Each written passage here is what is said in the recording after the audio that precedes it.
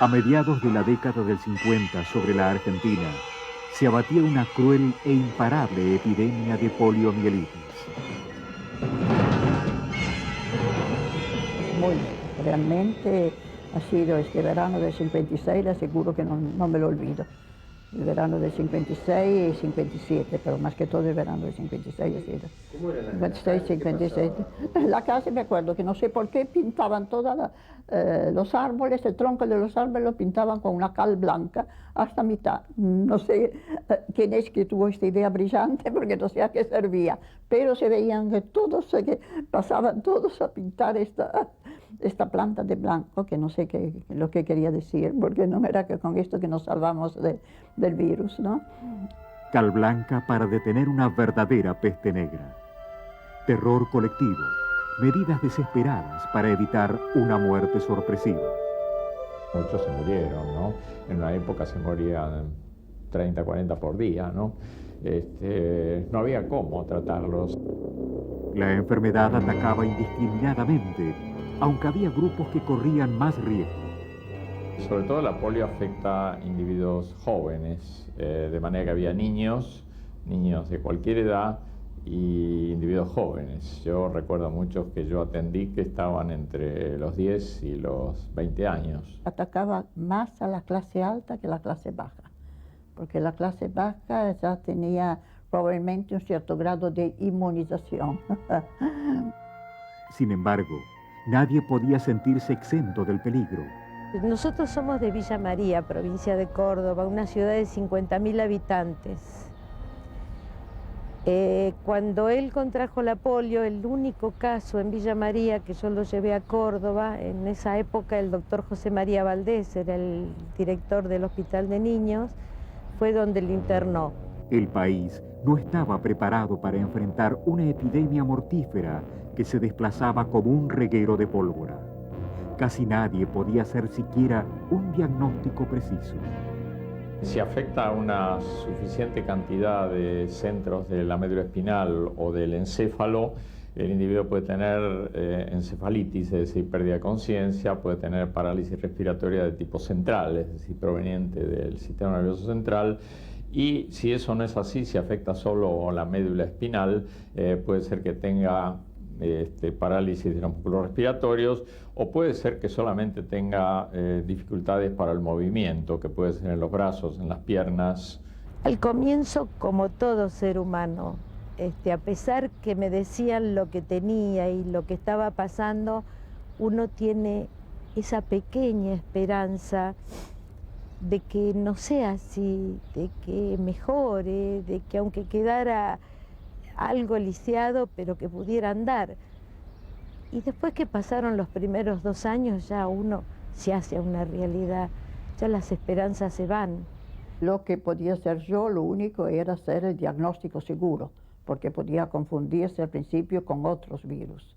Entonces, por medio de estas células humanas cultivadas, yo podía hacer un diagnóstico seguro, que era poliomielitis y no era otro tipo de virus. Esto era lo único que podía hacer yo. La impotencia de los médicos aumentaba a medida que crecía la tragedia. Y moría mucha gente, y mucha gente quedaba paralizada o no podía respirar. Así que ha sido realmente algo trágico por la violencia, porque yo me acordaba que ya en Italia, yo vivía antes en Italia, ¿no? Yo me acuerdo que en Italia a veces en el verano se escuchaba, pero eran casos aislados así, pero nunca había asistido a una epidemia como esta. Impresionante, impresionante. El país entero miraba esperanzado hacia el norte, donde la ciencia buscaba desesperadamente un arma contra el virus. Sabía que que en el Instituto Sol, que intentaba buscar una vacuna, pero todavía no había nada en marcha. Se escuchaba algo de lejos, que probablemente que se estaba probando algo en Estados Unidos, pero todavía no había ninguna vacuna. Desde sus puestos, cada uno hacía lo que podía. Cuando él contrajo la polio, bueno, decidimos traerlos a Buenos Aires. Los médicos me aconsejaron para una mejor calidad de vida, no de recuperación, sino de vida. Yo era una simple ama de casa. Claro, empecé aquí a ayudar donde él estaba, al resto de los chicos. No sabía hacer nada. Entonces el personal que estaba en ese momento me decía que estudiara enfermería. Yo me asustaba solo pensarlo. La doctora Eugenia Sacerdote de Lustig, el Instituto Malbrán, estaba en el centro del fuego. En plena epidemia, una huelga de la ASTE, Asociación Trabajadora del Estado. Una huelga terrible, me encontré sola, completamente sola, a trabajar, a hacer de todo. Y entonces trabajaba hasta medianoche. Y a la noche ponía todo en el jardín, le ponían nafta arriba y le daba fuego. Por el miedo de dejar algo infectado que estuviese en algún laboratorio, que alguien el día siguiente lo tocara. Porque era el virus de la polio, es un virus terriblemente infeccioso. Yo empecé a juntar enfermeras que fueron cuidadosamente seleccionadas, porque claro, era un mundo nuevo, ¿no? Atender a pacientes con parálisis completa y en respirador, y empezamos a juntar respiradores. Había muchos pulmotores. Bueno, el centro se fue edificando a toda velocidad porque hubo mucha colaboración, mucha gente quería ayudarnos, ¿no? Venía a trabajar con nosotros, por ejemplo. Y ahí es donde me di cuenta que dentro mío tenía la necesidad de dar algo a los demás. Y que era eso, atenderlos, no solamente por el sueldo, sino por muchas otras cosas que se ponen en enfermería y que no se ve. Y que es el afecto, el poder estar con el enfermo, el darle una mano, el explicarle qué les pasa o qué les puede suceder. O sea, es un poco dar algo de uno. Y es un poco eso que me salió dentro, eso que yo tenía necesidad de brindar. Es un poco agradecer de tener mi hijo, ¿no es cierto? A pesar de que la vida a veces es ingrata, tiene cosas hermosas.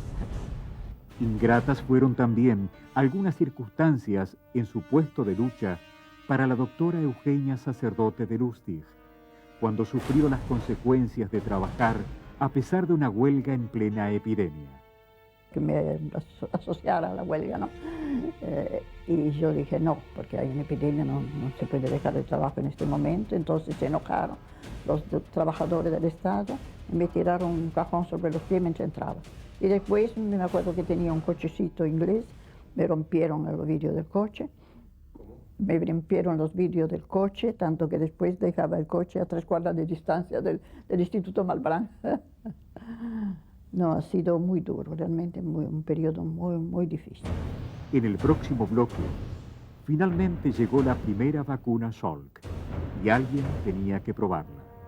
Yo me puse la vacuna Salk cuando empezó a venir acá, pero que todavía no estaba comprobado si realmente, no, digamos que servía, se podía saber ya que servía, pero no se sabía si podía tener algún efecto secundario.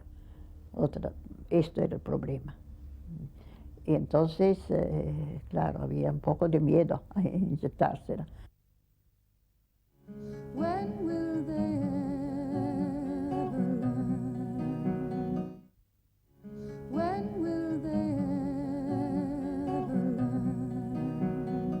Durante 2 años, entre el 55 y el 57, una epidemia de polio azotó nuestro país. La ciencia tenía las manos atadas. Se podía tomar medidas para que la sintomatología no fuese tan terrible, tan grave, ¿no? Llevarlo enseguida al respirador artificial, llevarlo enseguida, digamos, a darle antibiótico. Algo se podía hacer, pero muy poco, realmente muy poco lo que se podía hacer. Era terrible como la gente moría.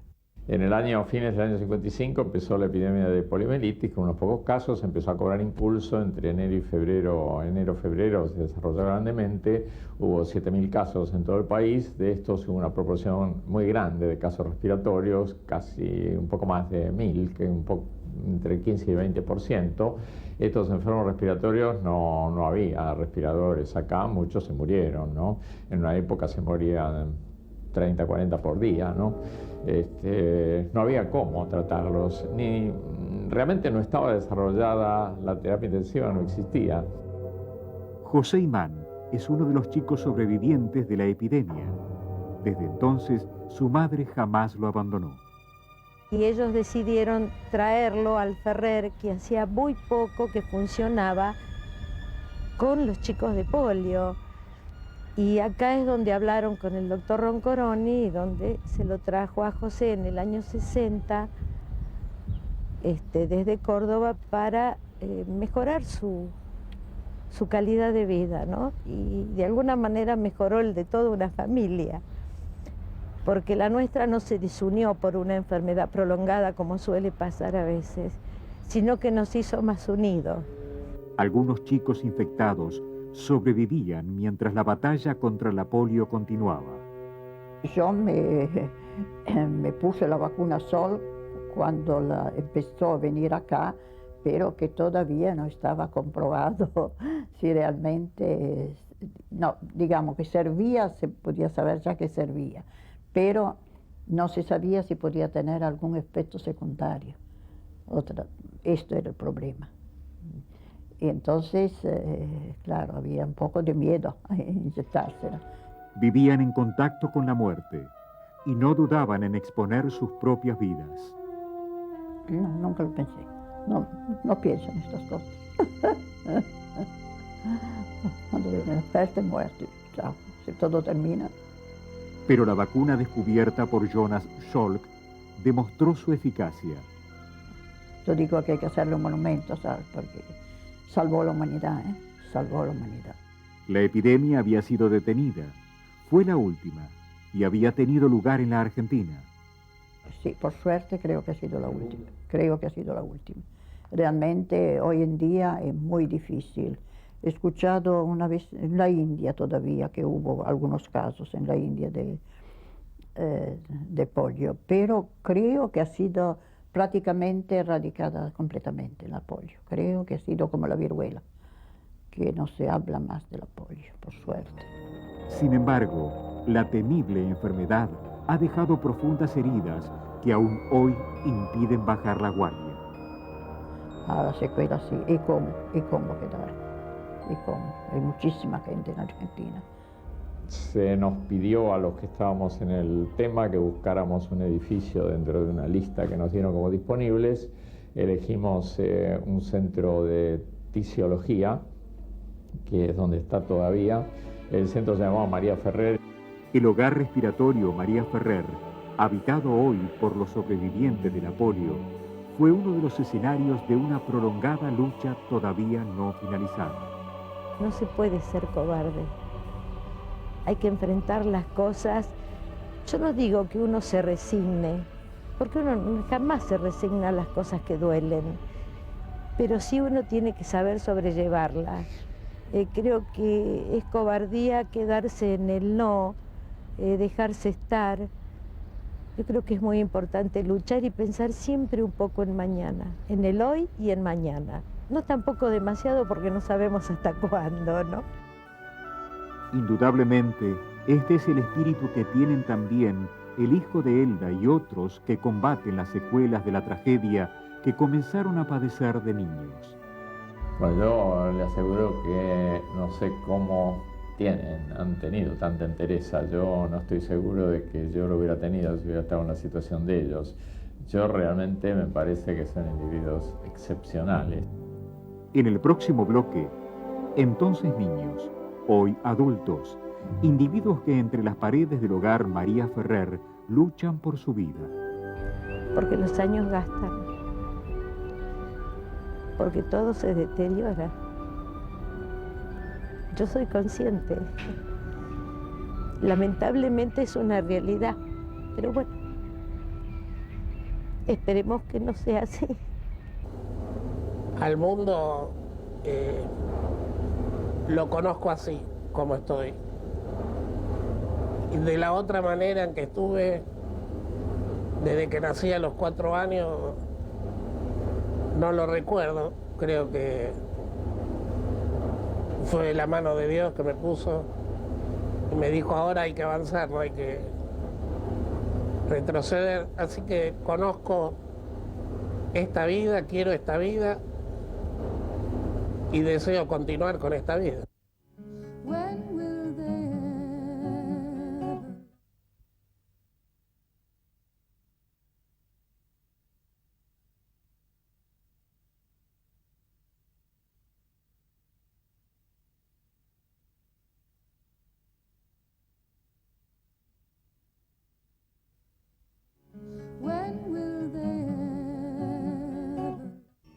En los años 1956 y 1957, Argentina padeció lo que sería la última epidemia de polio.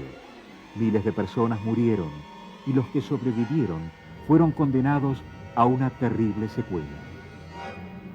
Entre 15 y 20% de los casos sean respiratorios, lo cual implicaba que esa gente, porque la que tiene déficit del sistema locomotor, por supuesto, puede dejar secuelas, puede caminar mal durante toda su vida, pero no está en riesgo su vida.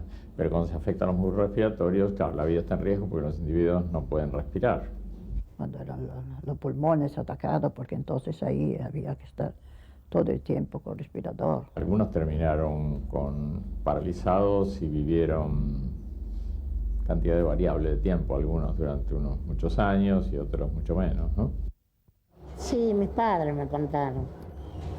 Yo de algunas cosas me acuerdo, pero no todo. Algunas cosas sí. Pero mis padres me contaban que bueno, que fue que estuvo la mano de Dios, que yo estoy hablando con vos acá, ¿no? Porque en esa época, cuando se agarraba la polio a los chicos, morían como moscas. No había solución. Y bueno, yo creo que estuve protegido por Dios. Y aquí estoy. Los peligros que estos jóvenes enfrentan hoy son cotidianos. Y es hoy que para José un resfrío significa algo grave, como para todos los chicos de polio por su problema muscular. Y bueno, ese día es donde yo empiezo a ponerme nervioso y a pedir que no pase nada. Y bueno, cuando mejora, volvemos a ser los mismos de antes. En las palabras de esta mujer no hay miedo, hay esperanza y coraje, que fueron la clave de esta batalla que lleva más de 4 décadas. La sala donde estaba José, que era la sala de lactante, eran chicos de 2 meses hasta 12 años, eran 12 pulmotores. Entonces yo venía un poco como la madre de José y como voluntaria. Le daba de comer a los chicos. En esas épocas se existían muchos paros, muchas huelgas. Entonces traía la comida para los 12, me llevaba la ropa para lavarles. El tiempo parece haberse detenido en el hogar respiratorio. La misma arquitectura, los mismos pulmotores, la misma lucha, las mismas caras. Caras que no ocultan la férrea voluntad de preservar la vida. Sí. Creo que mucho. La amo. Por eso trato de luchar y pelear contra todas las